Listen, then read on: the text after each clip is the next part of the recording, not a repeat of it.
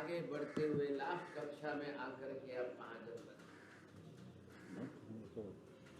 जो महाजन की भूमिका आपकी अब महाजन में से अब इतनी उत्कारिता परोपकारिता ये आई, इसको कहते हैं अच्छी पात्रता। अब वो व्यक्ति अगर जैन बनेगा तो कितना अच्छा पात्र,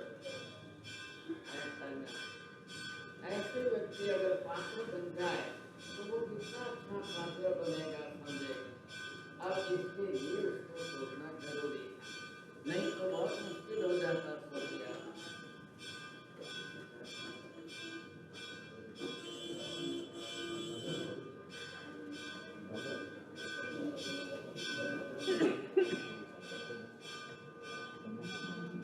अब इस स्थिति के अंदर वो जैन बन जाए। इधर देखिए, अब जैन बनने की भूमिका में कितने प्रकार के जैन आते हैं। नंबर 1, सर्वसामान्य जो जन्म से जैन है।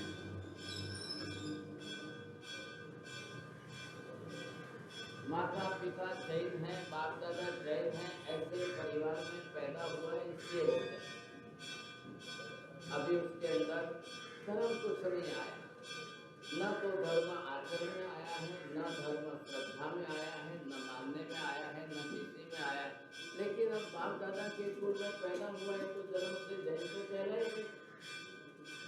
आप एक स्टेज अगर इससे आपकी आगे बढ़ जाए, अब आप इसमें ये दूसरे क्रम के अंदर जिसको हमने कहा है ये श्रद्धालु जैन बनेगा। अब यहाँ से अगर आ गए आप तो ये श्रद्धालु जिसको हम कहते हैं सम्यक दर्शन प्राप्त किया हुआ जैन। अब ये कौन सा कैसा है, ये तो मिथ्या भी है या अंधश्रद्धा वाला भी है, लेकिन फिर भी जैन कुल में जन्म है तो जैन को कहलाएगा। कोई धर्म की श्रद्धा नहीं, कोई सद्भाव नहीं, न कोई धर्म का कोई ज्ञान, न मानना करना आचरण कुछ। अब इसके बाद आगे बढ़ करके ये जैन की भूमिका आने के बाद तीसरे नंबर पर अब वो व्रतधारी जैन बनता है। अब ये कक्षा जो आई ये व्रतधारी जैन की तीसरी कक्षा आई। अब इस कक्षा में अगर वो पहुंच गया तो समझ लीजिए शुद्ध श्रावक बन। इनमें फर्क देख रहे हैं आप, ख्याल आ गया। मात्र जन्म से जैन है, मिथ्या दृष्टि है, अभी धर्म भगवान देव गुरु धर्म कुछ नहीं माना। सेकेंड स्टेज में आप आए, आगे बढ़कर अब आप जो है सम्यक दर्शन प्राप्त करके देव गुरु धर्म को मानने वाले शुद्ध श्रद्धालु श्रावक को बने। यद्यपि इसके जीवन में भी आचरण व्रत का स्थान नहीं, आप फर्क समझना। दोनों के बीच में बड़ी दीवार यहाँ पर है। अब इसके अंदर क्या है, ये मानता जरूर है लेकिन आचरण बिल्कुल नहीं करता है। भगवान मानेगा, गुरु को मानेगा, धर्म को मानेगा, श्रद्धा रखेगा, सद्भाव, पूज्य भाव, अहोभाव सब कुछ अच्छा है। Because of that having the soft corner above, अब सद्भाव है इसलिए वो मानना जरूर है, लेकिन अभी आचरण में क्या चाहिए, पाप की निवृत्ति है। हमारे ख्याल में जो पाप की प्रवृत्ति सतत है वो घटनी चाहिए, तब आपकी आचरण शुद्ध होती है। अब इससे ये थर्ड स्टेज में आ गया। अब उसके अंदर प्रायोरिटी किसकी आ गई, ये तो उसके प्लस में है। ये यहाँ से जो श्रद्धा लेकर के गया है अब वो उसके अंदर यहाँ प्लस में, अब प्लस इसके अंदर 12 व्रत आ गए। अब ये 12 व्रत उसके जीवन में आने से व्रत में है क्या भाई साहब, पाप की प्रवृत्ति का त्याग, हिंसा का त्याग, साथ साथ में जो है झूठ बोलने का प्रमाण कट गया, चोरी करने का प्रमाण कट गया। ध्यान रखिए, श्रावक का जीवन है तो व्यापार व्यवसाय धंधा दुनियादारी घर परिवार सब है, आपको झूठ बोले बिना चलेगा नहीं। आपको अदत्ता दान के बिना भी चलेगा नहीं। फिर भी महावीर ने क्या कहा है, चलो भाई आप 5% 10% झूठ बोलना, लेकिन 90% तो त्याग कर सकते। पुरुषों को व्यापार व्यवहार है, माझे आपने कोई है तो झूठ नहीं बोलना सही नहीं, बराबर। पुरुषों को ठीक है पैसा कमाना है तो उसके सिवाय चलने वाला नहीं, लेकिन अगर महिलाओं को श्राविकों को कोई व्यापार व्यवसाय कुछ नहीं है, लेकिन आपको भी ये ध्यान रखना है, मोरे वास्ते एक पाप करी तो मैं मेरा पाप में भागीदार। आपकी डिमांड ज्यादा रहेगी, आपकी रिक्वायरमेंट ज्यादा रहेगी। लाओ पोल्यूशन आया और साड़ी दमी लाओ, अब बेचारा 5 साड़ी के लिए 50,000। आज स्कूल में पिंकी के लिए बूट मंगाया तो लाओ 5, और बूट आ रहे 5 स्वरा था मांगे 5। अब पुरुषों को तो साल पड़ गई बूट सिल के बाद आप जितना डिमांड बढ़ाओगे उसमें इनको थोड़ी झूठ ज्यादा करनी पड़ेगी। अगर श्राविका व्रतधारी है पर स्टेज की श्राविका भी है तो वो समझेगी मेरे लिए काम करना है, परिवार के लिए करना है, तो मैं मेरी रिक्वायरमेंट घटाता, मेरी डिमांड ही कम करता, कोई फर्क पड़ेगा। ये बेचारे एक पैंट 5 साल तक पहन सकते हैं, तो आप एक साड़ी 1 साल तक नहीं चला सकते।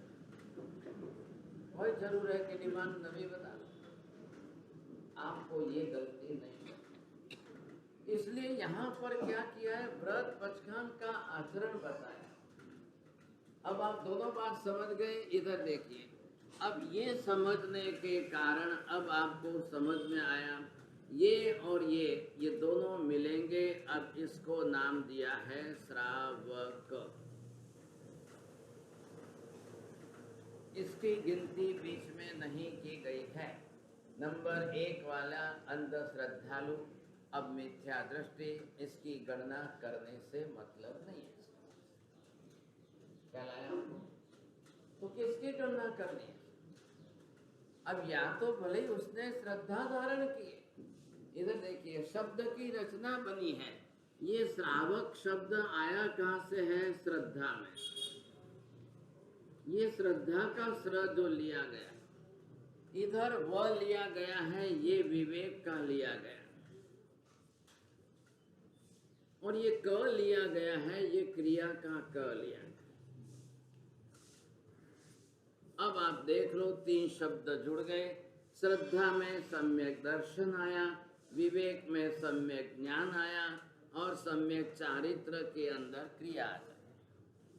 दर्शन ज्ञान चारित्र तीनों ही आत्मा के जो गुण हैं, उन तीनों का समावेश जिसमें है वो श्रावक। अरे बात समझ गए। अब ये शब्द किसने रखा है, ये नाम किसने दिया है? आदेश्वर भगवान के समय से। आदेश्वर भगवान ने चतुर्वेद संघ की स्थापना की। साधु साध्वी श्रावक श्रावक। भगवान ने पहले आपको धर्म क्या दिया? हो सके तो संसार छोड़ के दीक्षा लेकर साधु बनो, लेकिन पॉसिबल नहीं है आपके लिए, असंभव है। तो ठीक है, भगवान ने कहा चलो श्रावक जीवन में आए। अब एक कदम यहाँ से आगे बढ़ जाएंगे। ये यहाँ तक आप आए तो यहाँ आपका पहला गुण स्थानक मिथ्यात्व का है, यहाँ आपका चौथा गुण स्थानक सम्यक दर्शन का है। अब यहाँ आप आए तो 5वां गुण स्थानक जो है देश वृत्ति का है। अब यहाँ से आप आगे बढ़ जाओगे, ये आपका आ जाएगा आगे के स्टेज में 6ठा गुण स्थानक जो आएगा वो सर्ववृत्ति का, और सर्ववृत्तिधारी साधु बन जाता है। संसार छोड़ दिया, प्रपंच छोड़ दिया, धन माल मिलकर कुटुंब परिवार पत्नी पुत्र सब छोड़कर जो अनगार बन गया वो साधु। अब ये क्या चल रही है? This is also one type of school and these are the classes. This is the first class, this is 4th class, this one is 5th class, and sadhus are only in the 6th class. And further the seventh class. अब ये किसका step है?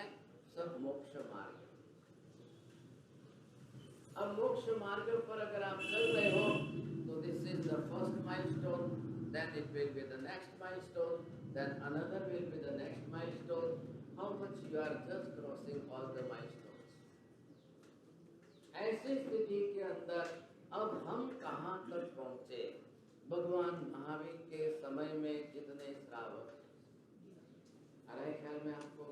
आप परसों से कल्पसूत्र सुनेंगे, उसमें सभी तीर्थंकरों के परिवार में, उनके संग में साधु कितने, साधक कितने, साध्वी जी कितने और श्रावक श्राविका उनके संग में कितने, इसका फिगर दिया। सबसे पहले आदिश्वर भगवान के संग में कितने साधु साध्वी, कितने श्रावक। आते आते लास्ट में आप नीचे उतरते आइए, उतरते आइए। 23वें पार्श्वनाथ भगवान के संग में कितने श्रावक श्राविका।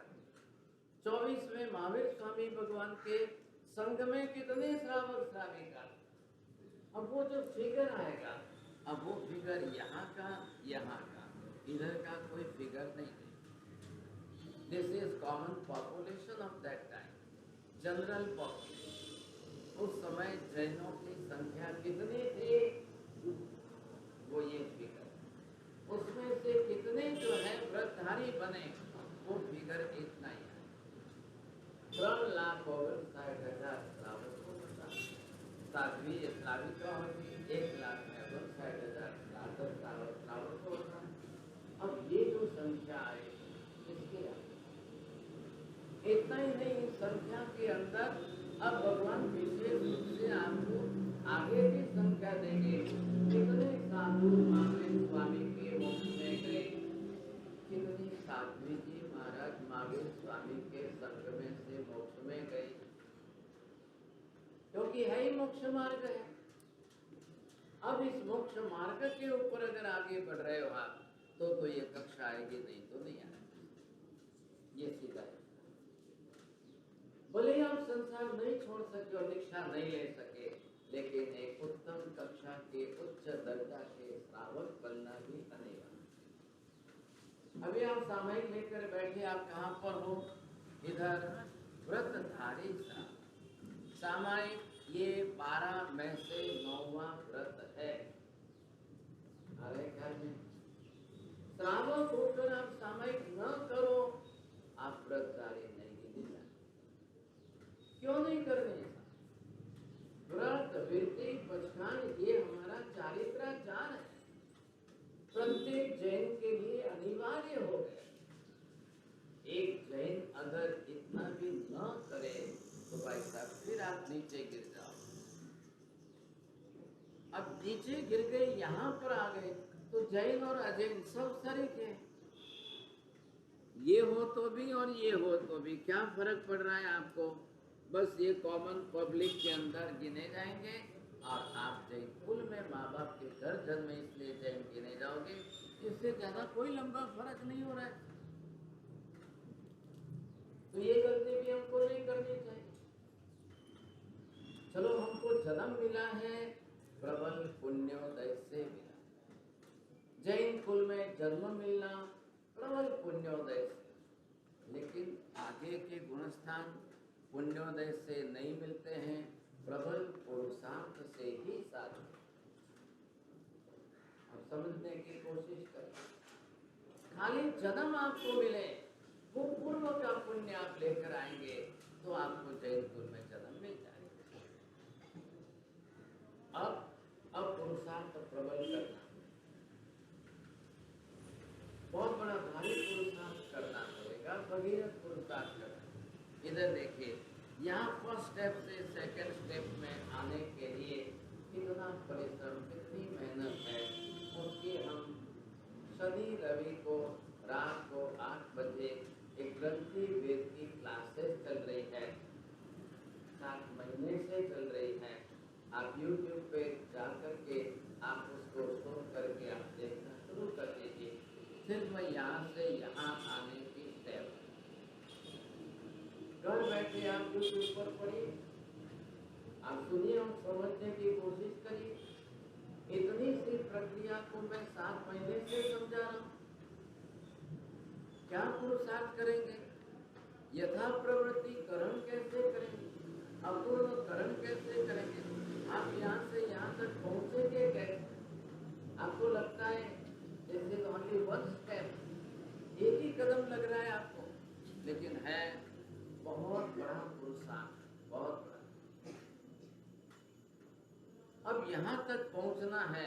अब इसके बाद आपके लिए आगे का रास्ता बहुत आसान है। सबसे कठिन, इधर देखिए, दीक्षा लेना जितना कठिन नहीं है उससे 1000 गुना सरल जो है श्रावक करना। लेकिन दीक्षा लेना जितना कठिन नहीं है उससे 1000 गुना लाख गुना कठिन जो है सम्यक दर्शन प्राप्त करना। दीक्षा लेना बहुत आसान है, संसार छोड़ना बहुत आसान है। धन कुटुंब परिवार पत्नी पुत्र छोड़ दिया, आप निकल गए, हो गया काम, खेल खत्म। लेकिन अब यथा प्रवृत्ति करण करके सिद्धे कोड़ा कोड़ी सागरों की कर्म बंध स्थितियां घटाते घटाते अंत कोड़ा कोड़ी की करके अब गांठ खोल करके विद्यात्व की ग्रंथि का भेद करके अब आप सम्यक दर्शन प्राप्त करोगे। वो भगीरथ पुरुषार्थ। संसार के अंदर सभी कठिन से कठिनतम कार्यों के अंदर द लास्ट कठिन कार्य जो है वो है ग्रंथि भेद। To reach on the moon and Venus, it is also easy. To reach on the Mars and Venus, it is also simple thing. लेकिन आत्मा को सम्यक दर्शन प्राप्त करना is naturally impossible.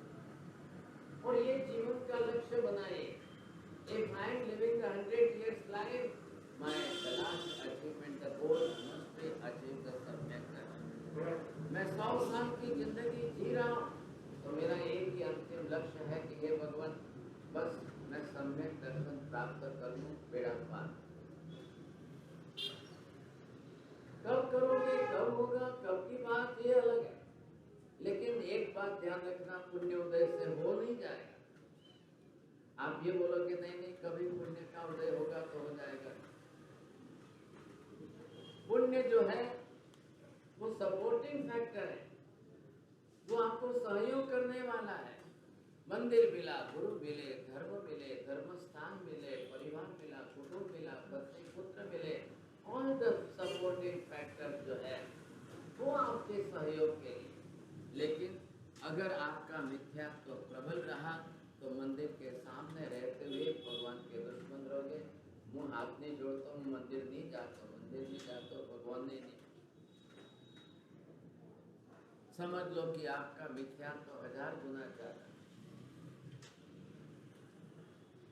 Guru Maharaj घर आ रहे हैं, श्राविका गोत्री बहरा रही है, लेकिन आप अपनी तरफ से नहीं, मैं नहीं मानता। अगर आपको साधु को देख करके भी मन में द्वेष हो रहा है तो आप समझिए कि अभी बहुत नीचे, बहुत। अब ये पूर्व का पुण्य था कि जैन घर में जन्म मिल गया, माँ बाप जैन मिल गए, परिवार जैन मिल गया, पहचान आपकी जैन के रूप में हो गई, लेकिन आपकी धारणा अभी भी बहुत। लेकिन जैन कुल में जन्म लेने मात्र से कल्याण हो जाएगा, नॉट पॉसिबल है। अब अनादि काल की जो पाप प्रवृत्ति है उसका पछाण करिए, उसको घटाइए, फिर आप श्रद्धालु बनिए। कोई हरकत नहीं, अभी आचरण नहीं भी करोगे चलेगा, लेकिन एक बार श्रद्धावंत श्रावक तो बन जाना जरूरी है। बोलिए, अब आप अपना अपना बोलिए, आप पहले स्टेप में हो, सेकंड स्टेप में हो, थर्ड स्टेप में हो, भारत में लेकर में हो,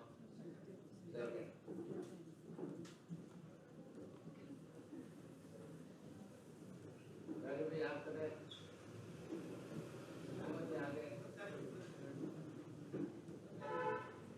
आप अपना अपना सोच लो, आप कहाँ हो, मेरा स्थान किस स्टेप पर कहाँ है।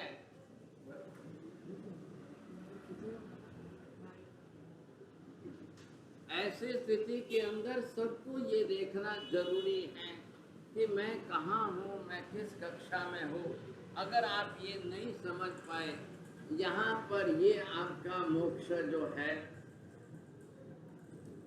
अब ये मोक्ष आते आते आपका कहाँ है, और ये कक्षा अगर आपकी है तो यहाँ आप पहले गुणस्थान पर हो। यहाँ आकर के जब सम्यक दर्शन प्राप्त हो जाएगा, आप श्रद्धालु बन जाओगे, उस दिन आपका मोक्ष नक्की होगा। यहाँ जस्ट लाइक द आप बीज बोएंगे, पहला बीज बोया जाएगा। ये कब होगा? यहाँ पर आपकी बिल्कुल मिथ्यात्व की कक्षा है। अब आप यहाँ से यहाँ पर आएंगे तो यहाँ पर आप अभी सामान्य जन के रूप में हो, या भले ही आप जन्मे हुए जैन के कुल में हो, लेकिन आप इसी कक्षा।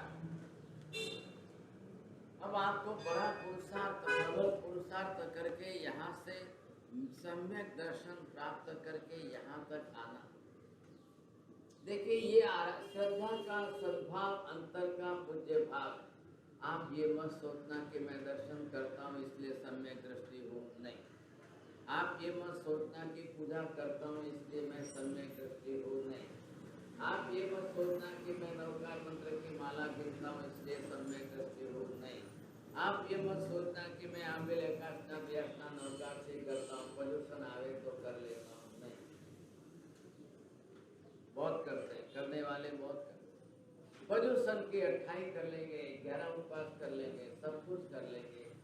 11 उपवास करने वाली लड़की को मैंने बोला कि चलो आप होटल में मत जाना, रास्ते पर मत खाना, आलू प्याज नहीं खाना, नहीं नहीं बात नहीं। पालना करने के निमित्त उनको ये समझाया कि 11 उपवास किए, थोड़े दिन तो समझे, थोड़े दिन तो खाली चौमासा नहीं नहीं नहीं बात। अब वो 11 उपवास किस काम के? वो यहाँ किए कि यहाँ किए? आप धर्म थोड़ा करोगे चलेगा सा। महावीर स्वामी ने अपनी धर्म व्यवस्था जो बैठाई है, अब ये पूरी धर्म व्यवस्था का आधार महावीर स्वामी ने किस पर दिया है? आप ये बताइए कि त्याग ज्यादा होना चाहिए कि तप ज्यादा होना चाहिए?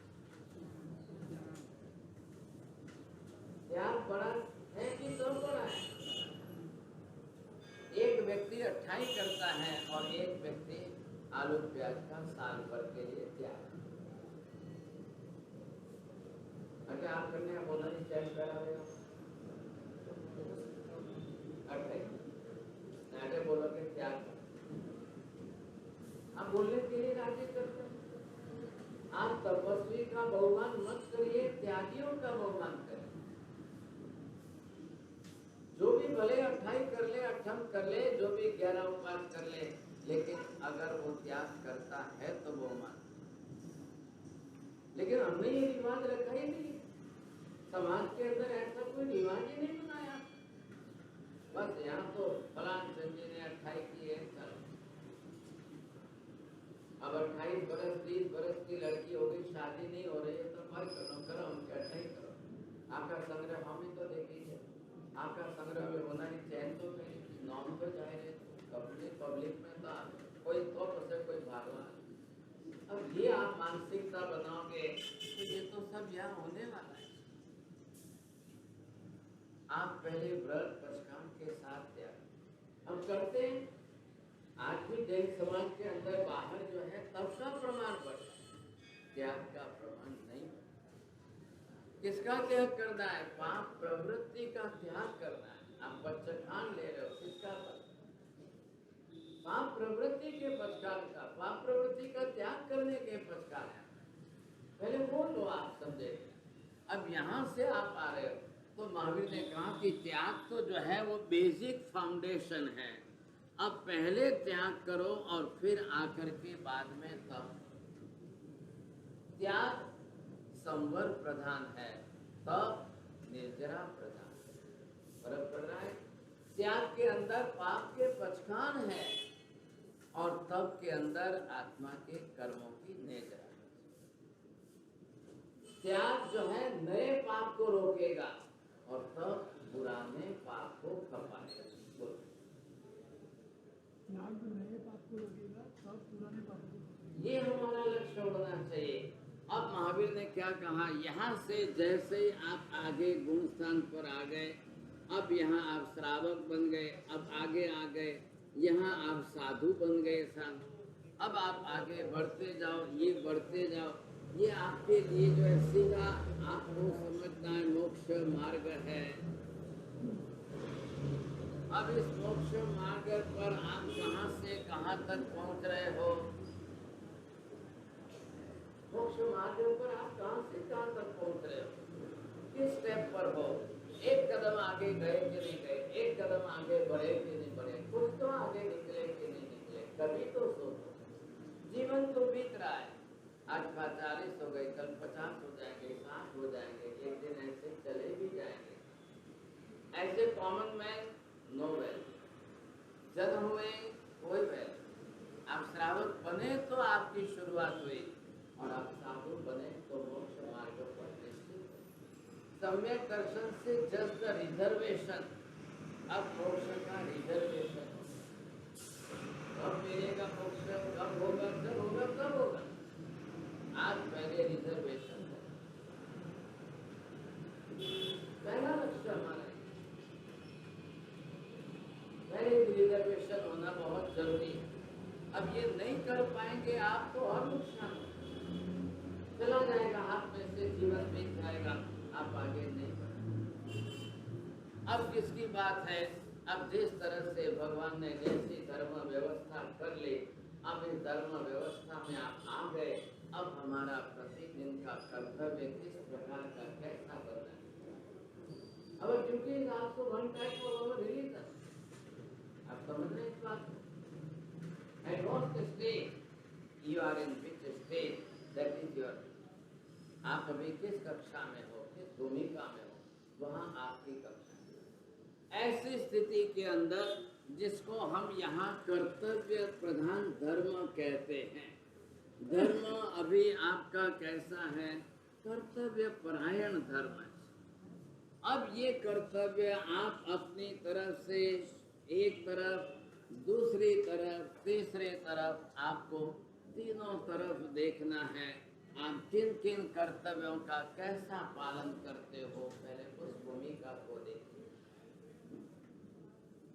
यहाँ आपको क्या करना है, ये तीसरा धर्म है, इसमें आपको आत्म धर्म का पालन,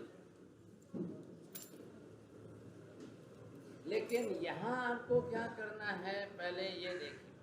तो ये आपको पर्व संबंधी कर्तव्य क्या है, और ये आपको वर्ष भर जो है वार्षिक कर्तव्य क्या करना है। ये दोनों कर्तव्य आपके जीवन में जैन धर्म की अभिवृद्धि करने के लिए हैं।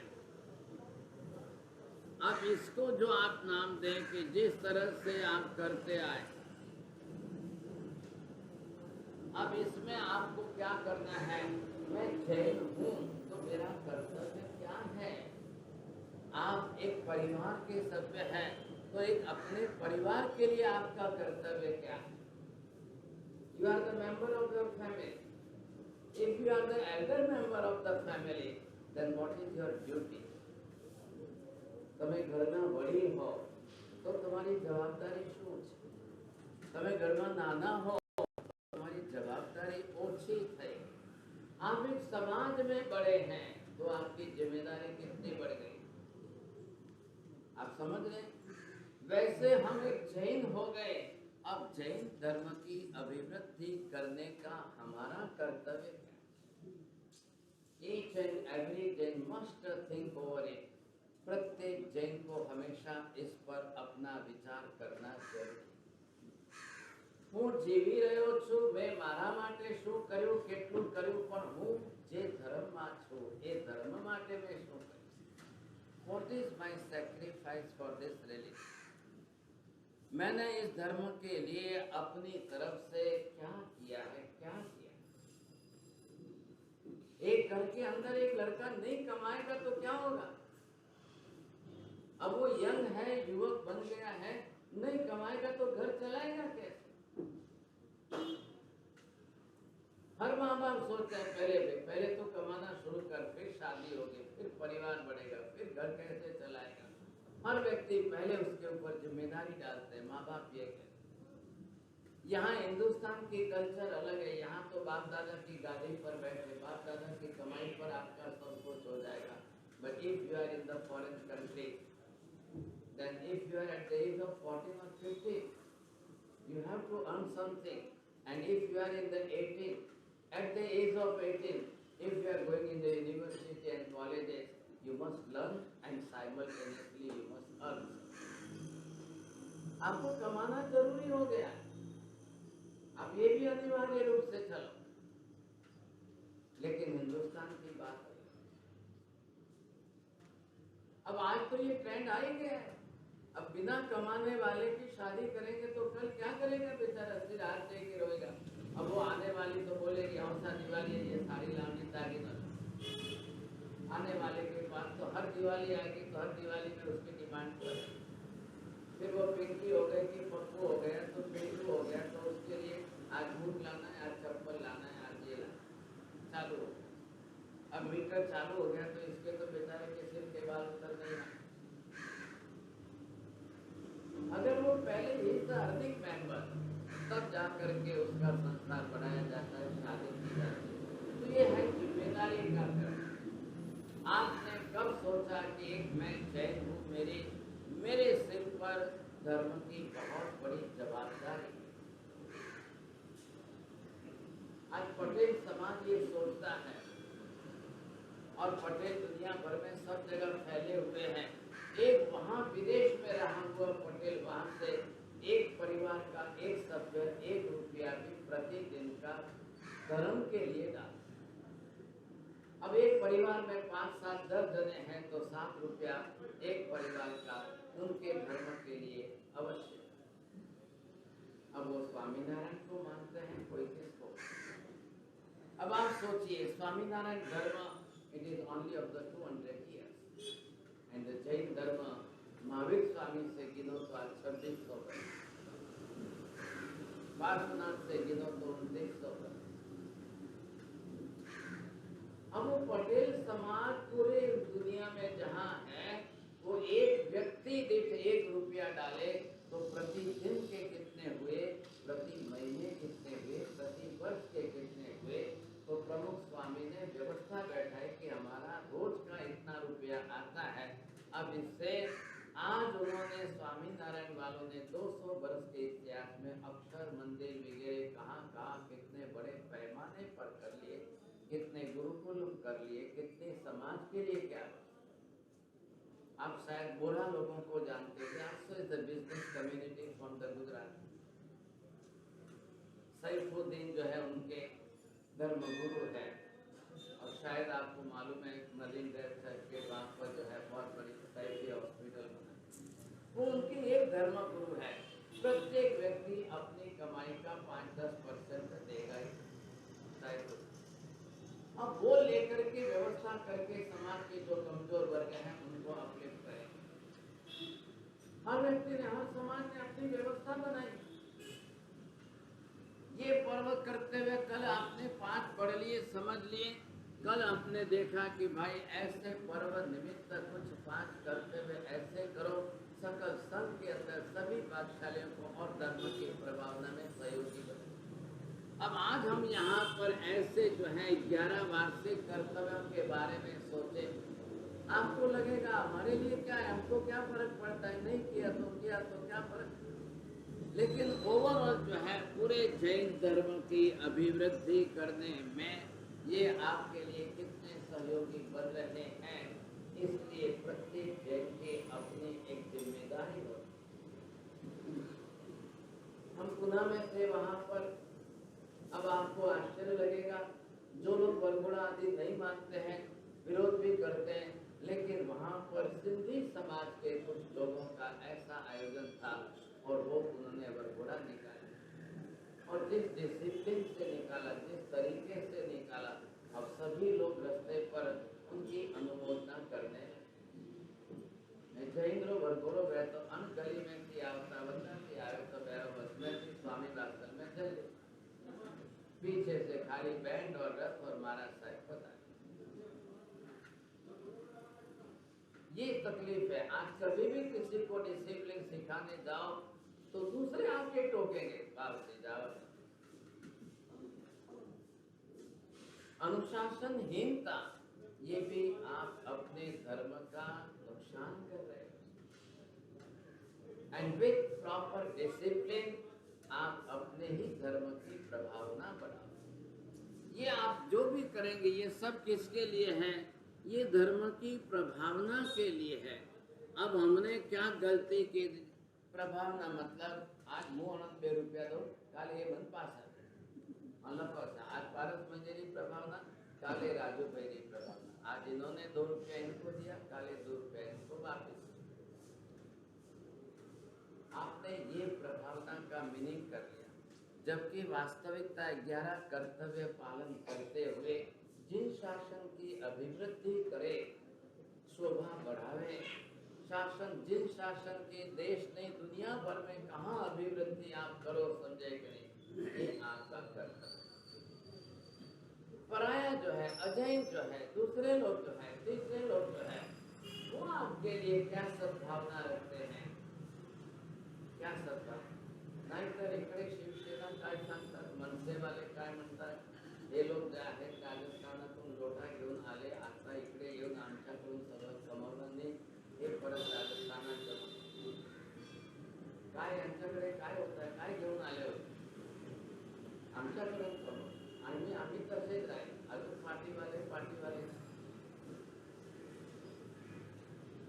ठीक है। आपकी पुण्याई अच्छी है, लेकिन पुण्याई का उपभोग करना या उपयोग करना, दो में से क्या करना चाहिए? पुण्याई का उपभोग करोगे आप खा पी के मस्त रहोगे, और पुण्याई का उपयोग करोगे तो you will uplift the whole Jain community. बस बात इतनी। आज हम यहाँ पर ये जो 11 कर्तव्य हैं, आप कौन कौन सा कर्तव्य किस तरह से पालन करते हो, ये आपको देखना है कि हम किस 11 ऐसे कुछ कार्य करें साल भर के अंदर। ये आज के आज नहीं, ये पर्व के हैं, लेकिन ये साल भर के लिए है। आप पूरे वर्ष का आयोजन इस प्रकार करें ताकि जैन धर्म की अभिवृद्धि होती रहे और सबको इन्वॉल्व होने का मौका मिले, और नेक्स्ट जनरेशन को पता तो चले कि हम अपने धर्म में है, क्या हो रहा है,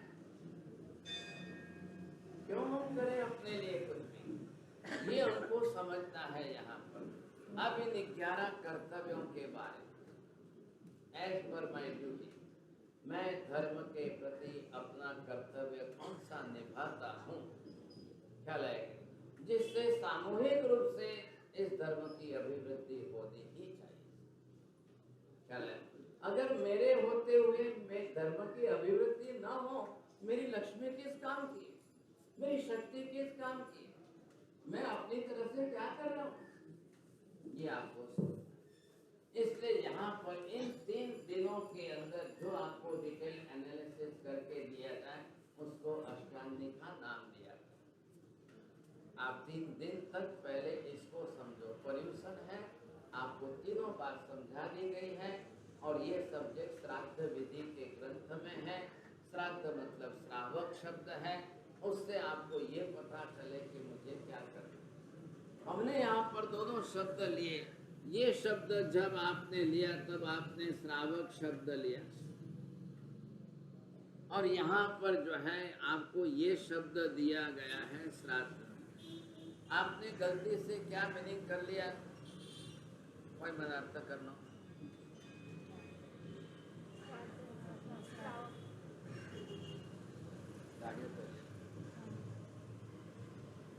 यहाँ पर हिंदुओं ने तो धर्म व्यवस्था बैठाई, वो भादरवा वध के अंदर जो है अपने पिता शिखर के लिए श्राद्ध करेंगे। कौवा आएगा, कौवा को रोटी खिला देंगे, दूध डाल देंगे, कौवा खा के जाएगा, थोड़ी घी डालेंगे, समझ लिया बहुत बड़ा श्राद्ध। उन्होंने श्राद्ध का अर्थ किया मरे हुए पिता के पीछे बेटा तर्पण करे तो पिता अपलिफ्ट होते रहेंगे, नहीं तो फिर वो प्रेत योनि में भटकते रहेंगे। ऐसी उनकी मान्यता है, इसलिए वो करते हैं। महावीर स्वामी ने कहा ये बिल्कुल गलत व्यवस्था है। आप ये बिल्कुल गलत व्यवस्था है। जीव जब मरता है उसी क्षण जो है ये शरीर छोड़कर अपने कर्मानुसार जहाँ जाना है नरक में जाएगा, पाप कर्म किया है तो जाएगा, अच्छा शुभ पुण्य किया है तो स्वर्ग में जाएगा। अब बेटा हो या न हो, बेटा तर्पण करे या न करे, किसी से कोई फर्क नहीं पड़ता है। अपना दरेक आत्मा अपना ही कर्म लेकर जाए। हिंदू धर्म ने व्यवस्था ही बदल दी, वो कर्म व्यवस्था नहीं मानते। उनका कहना है कि बाप मृत्यु के बाद पिता की जो है प्रेत योनि में भटकते रहते हैं। अब बेटा जितना श्राद्ध करेगा वो ऊपर जाएंगे, एक लोग से दूसरे लोग जाएंगे, दूसरे लोग से तीसरे लोग जाएंगे। अब उन्होंने ऐसी मान्यता मानी है। हिंदुओं के यहाँ पर पुराण है, उसमें गरुड़ पुराण के अंदर ऐसी बात है। बाकी 12 महीना कुछ नहीं करेंगे, एक ही पखवाड़िया सिर्फ उनको एक पक्ष में भादरवा वध के पक्ष को श्राद्ध पक्ष कहते हैं। ऐसे होती महावीर स्वामी ने नाम कहा है, श्रद्धालु जो आचरण करता है उसको श्राद्ध कहते हैं। श्रद्धा भाव से सद्भाव से आप व्रत नियम पक्षान पूर्वक जो सही आचरण करो, आप श्राद्ध हो। श्रावक को जो दिन में करना है, रात में करना है, पर्व में करना है, आप वर्ष भर आपको करना है, आप करोगे तो आप श्राद्ध हो। इसलिए रत्नशेखर सूरी महाराज ने ग्रंथ लिखते समय नाम लिखा है श्राद्ध विधि, श्रावक को करने योग्य विधि।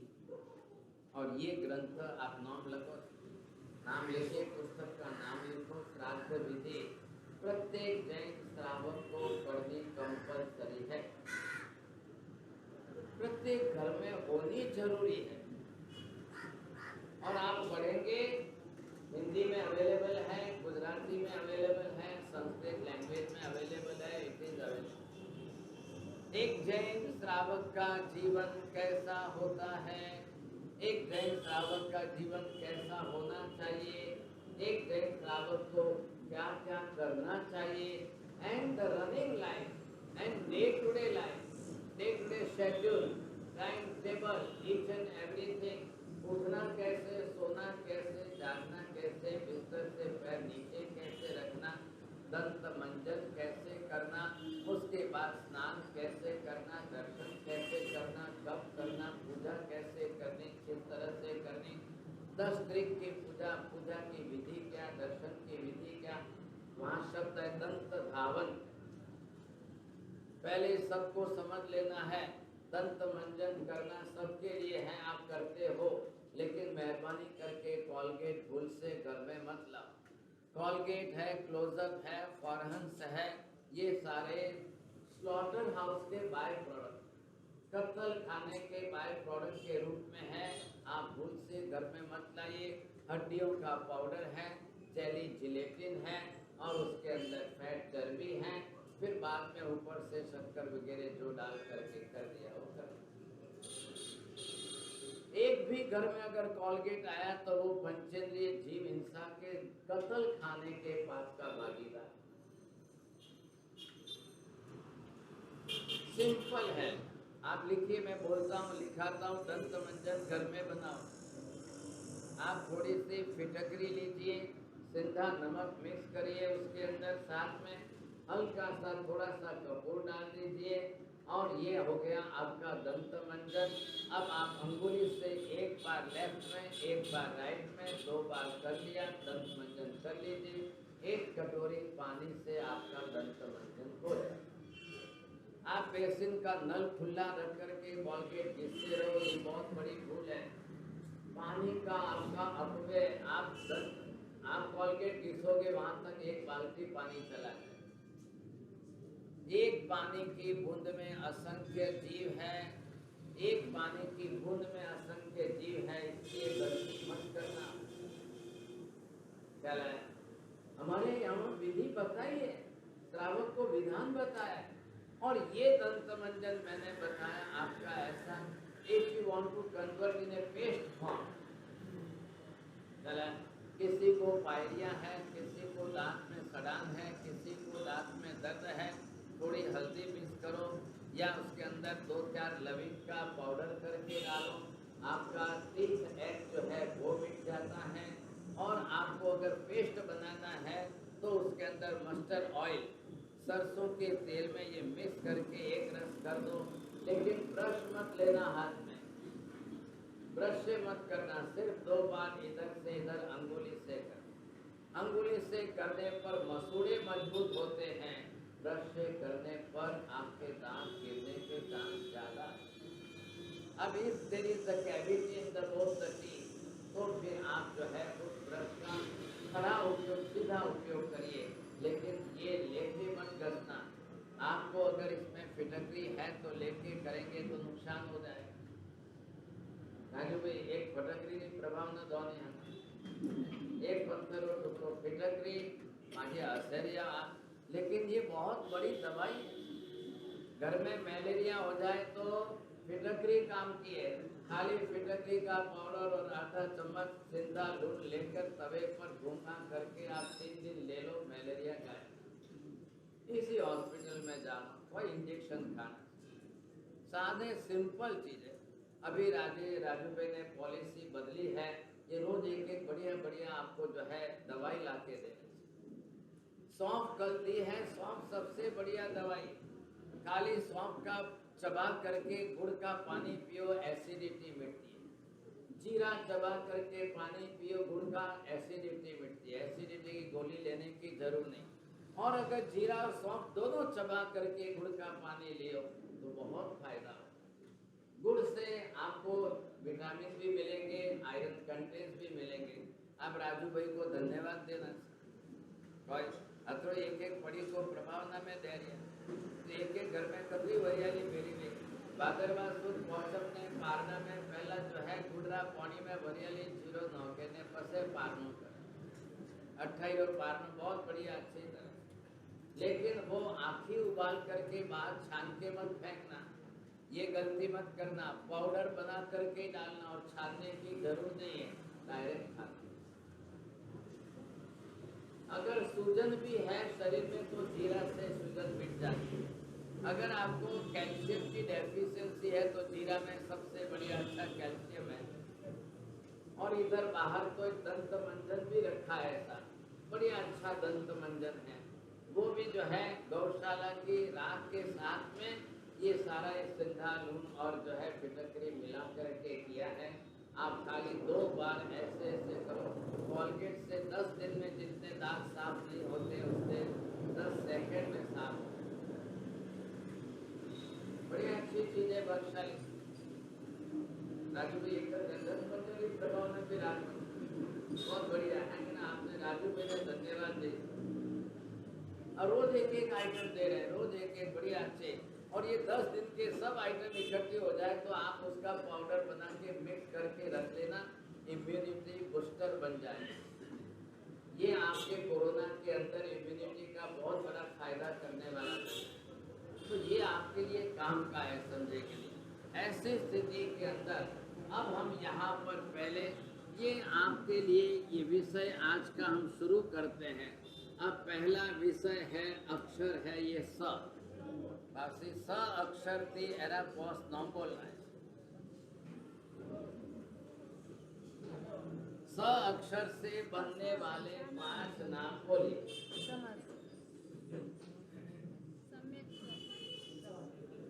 हमरे जरा ऊपर घना हुआ तब आज चलो जाओ। सम्यक का पहला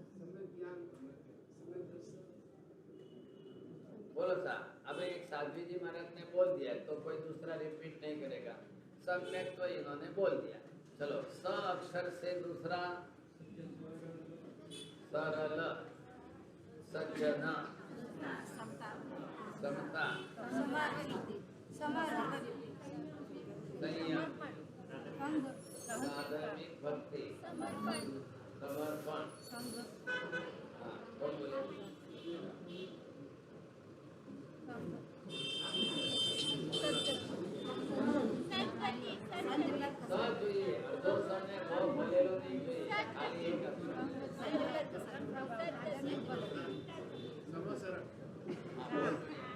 अच्छा है, बहुत अच्छा है। अब ये यहाँ पर कहा है कि स अक्षर से शुरू होने वाले दुर्लभ नाम, दुर्लभ नाम बोलना है। हो गया बरोबर।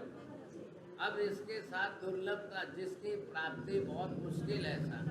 अब ऐसे अर्थ के अंदर आपको ये देखना है कि किसके अंदर कितनी दुर्लभता ज्यादा है। अब महावीर स्वामी कह रहे हैं कि संग आपको मिलना बहुत दुर्लभ। एक जन कोई नहीं बोलिया जब आपने लकौसा, ये आपने किसी ने नहीं बोला। अजय फिर नहीं बोलिए, करने मुड़े शब्द नहीं आया।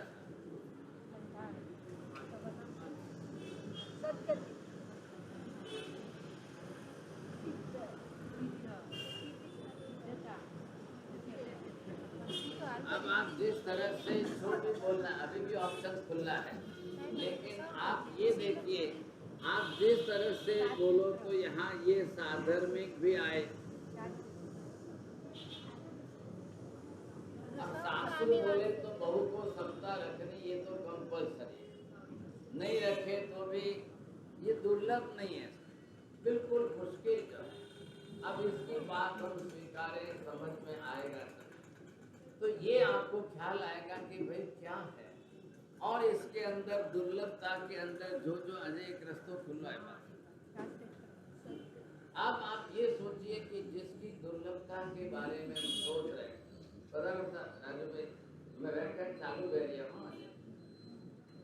अभी व्याख्यान शुरू करना है।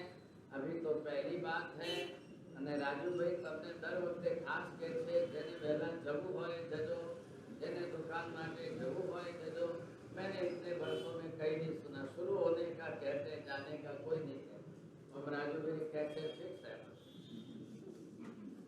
थोड़े 5 मिनट बख्शाली, संघ का शासन का जो काम करना है आप टाइम बचाना। 5 मिनट में फटाफट जल्दी बोलना, समझेंगे दोनों काम हो जाएंगे। फिर मैं व्याख्यान अभी आज का व्याख्यान अभी शुरू होना है, ये थोड़ी इंट्रोडक्शन चले और फिर दोपहर का 2:30 बजे का व्याख्यान है, क्योंकि 2:30 बजे के अंदर भी आपको शांति से सुनना है। और आज शनिवार है, छुट्टी का दिन भी है, कल भी रविवार है, कल भी छुट्टी का दिन है। कल दोपहर को तो कल्पसूत्र का इंट्रोडक्शन हम समझेंगे। तो आप समय पर थोड़ा सा, कल भी काफ़ी अच्छी संख्या में दोपहर को पधारे थे आप, तो आपको भी थोड़ा सा लगेगा हम कुछ समझने सीखने को ज़्यादा अच्छा मिल रहा है। अभी भी शांति से बैठिए, आप उठ के जाना ये डिसिप्लिन नहीं है, आपको शांति से बैठना है। और जिनको बोलना है अपने भाव बनाइए, 1 मिनट में पूरा फटाफट जिसको बोलना है, फिर टाइम भी बचेगा, दोनों काम होगा। बोलो बोलो बात के भगवान की। सबसे पहले तो मैं एक इंस्ट्रक्शन दूंगा बहनों को, महिलाओं को, कि इधर ग्राउंड में प्रतिक्रमण हो रहा है, आवाज़ बहुत आती है।